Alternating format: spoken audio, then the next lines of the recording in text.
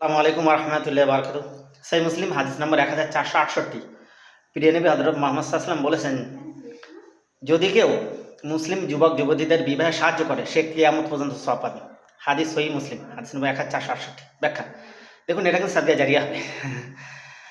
নবী করিম সাল্লাল্লাহু আলাইহি ওয়াসাল্লাম দেখুন, হাদিস শরীফে আপনি একটা হাদিস দেখাতে পারবেন না যেখানে নবী করিম সাল্লাল্লাহু আলাইহি ওয়াসাল্লাম বা আল্লাহ বলেছেন যে তোমরা যে ঘর করো, বিশাল দালান কোঠা করো, বিশাল অট্টালিকা বানাও। ধরে নাও এখন আমি ম্যাক্সিমাম ঘর বানাতে 30-40 লাখ টাকা করে খরচ হয়ে যায়, গরিব মানুষের ঘরে, বড় লোকের তো আরও বেশি। এতে 10 পয়সা সে সব পাবে না। কিন্তু সে যদি নিজ পরিবার পরিজনের জন্য খায় বা দানও করে তার জন্য সব পাবে। কিন্তু সে যা তার ঘরে ব্যয় করেছে একটা টাকাও, তাই সে সবের অন্তর্ভুক্ত হবে না। কিন্তু যদি মুসলিম যুবক যুবতীদের তারা ম্যাচুরিটি বা অ্যাডাল্ট হবার পরে বা 18+ ঊর্ধ্বে হয়ে গেলে তাদের গণবিবাহের আয়োজন করে তাদের বিবাহ দেওয়া হয়, কিয়ামত পর্যন্ত সব পাবে। তো আমাদের এখানে বিশেষ করে পানিগোবরা এদের গার্লস মিশন করে থাকে এবং শেখুল হাদিস আল্লামা হযরত আব্দুল কাইয়ুম, শেখুল হাদিস আল্লামা আব্দুল মাতিন সাহেব এনারা করে থাকে গণবিবাহের আয়োজন।